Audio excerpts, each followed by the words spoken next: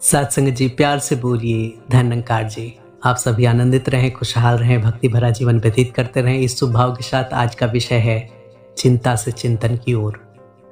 सत्संगत कहते हैं, चिंता तो सतनाम की, जो कुछ चितवे दास, जो कुछ चितवे राम बिना, सदा काल के फांस। कहते भी हैं, जो दिखे सो सकल विनाशे, परमात्मा ही सत्य है। और इसीलिए महात्मा कहते हैं, उस परमात्मा के प्रति आपका रुझान होना चाहिए, उस परमात्मा का हर पल आपके मन में ध्यान होना चाहिए, उस परमात्मा के प्रति आपकी श्रद्धा, भक्ति और विश्वास होनी चाहिए।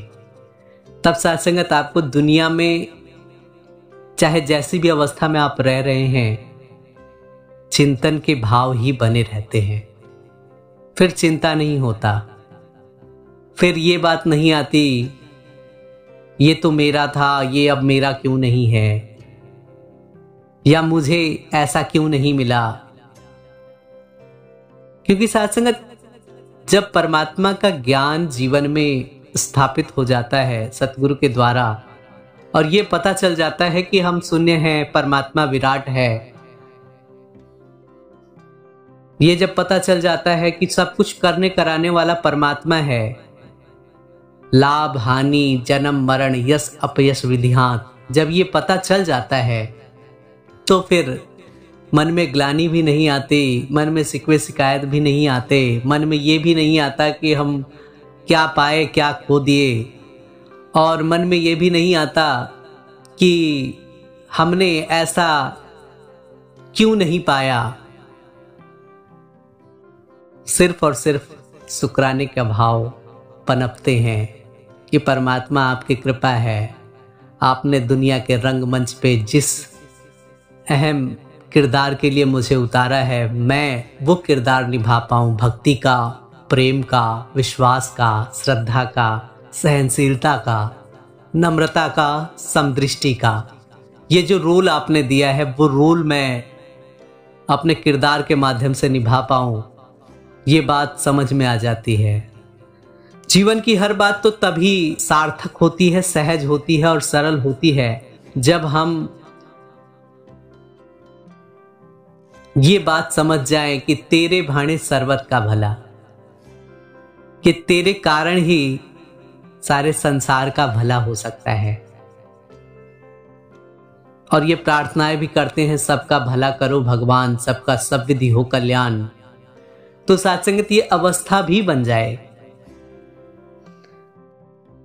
महात्मा हमेशा से हर इंसान को ज्ञान के साथ युक्त रहने के लिए इसीलिए प्रेरित करते हैं कि इंसान दुनियावी चीजों में ना उलझ के परमात्मा के प्रति अपना ध्यान रखेगा तो उसे शायद दुख सुख का भी एहसास नहीं होगा। दुख और सुख दोनों ही अवस्थाएं हैं, लेकिन कहते भी हैं कि या अनुसंगी चित्त की गति समझे नहीं कोई, ज्यों ज्यों डूबे श्याम रंग, त्यों त्यों उज्जवल हुए। कि जिस अवस्था में हम जितना भी अपने आप को तल्लीन करेंगे, हमें उतना ही एहसास होगा। महात्मा बुद्ध कहा करते थे, जिन्हें एक प्रिय है उन्हें एक दुख, जिन्हें 10 प्रिय है उन्हें 10 दुख, जिन्हें 1000 प्रिय है उन्हें 1000 दुख। और यह भी समझाया गया महापुरुषों के द्वारा ही कि जितनी गहरी आसक्ति उतना गहरा दुख, कि हम जितना लगाव रखेंगे, जितनी चाव रखेंगे, उतना ही हमें दुख प्राप्त होगा। लेकिन सत्संगत, इंसान अपने आप से ही घायल होता है। किसी शायर ने बहुत अच्छी बात कही, खंजर की क्या मजाल कि घायल तुझे करे, तेरे ही थे ख्याल कि घायल हुआ है तू। अगर हम खंजर को पकड़ते हैं तो शायद खंजर की गलती नहीं, ये तो हमारी गलती है कि हमने खंजर को पकड़ा है, और हाथ तो कटनी ही है। आओ सत्संगत, महात्मा हमेशा से चेतन करते रहे हैं कि हम चेतन हो जाएं। अगर हम चेतन हो जाते हैं तो चिंता छूटती है और चिंतन मन में बस जाता है। जीवन में इससे बढ़ के अवस्था सहजता का, सरलता का, पावनता का नहीं हो सकता।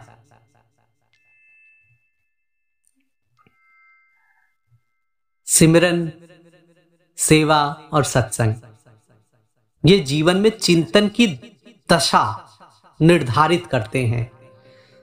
हम जैसे जैसे इन अवस्थाओं के साथ जुड़ते हैं, सिमरन के साथ जुड़ते हैं, सेवा के साथ जुड़ते हैं, सत्संग के साथ जुड़ते हैं, तो हमारे जीवन की दशा वैसी ही बन जाती है। महापुरुषों ने ये जागृति भी दी, कामी, क्रोधी, लालची। अगर हम कामना में लगे रहेंगे, क्रोध में लगे रहेंगे, लालच में लगे रहेंगे, तो साथ संगत इनसे भक्ति ना होए तो हम भक्ति नहीं कर सकते। भक्ति करे कोई सूरमा, जाति वर्ण कुल खोए। ये सोच हमारे मन से निकाल देना होगा कि मैं ये हूं, मैं वो हूं, मैं ऐसा हूं, मैं वैसा हूं। ना, मैं सिर्फ परमात्मा का नुमाइंदा हूं और इंसानियत की नुमाइंदगी करने के लिए परमात्मा ने इस धरा पर हमें भेजा है। आओ साथ संगत हमेशा चिंता से चिंतन की ओर बढ़ें और ईश्वर का ध्यान करते हुए हर समय शुक्रगुजार होते हुए जीवन की यात्रा को तय करें। प्यारी साथ संगत जी, प्यार से बोलिए धन निरंकार जी।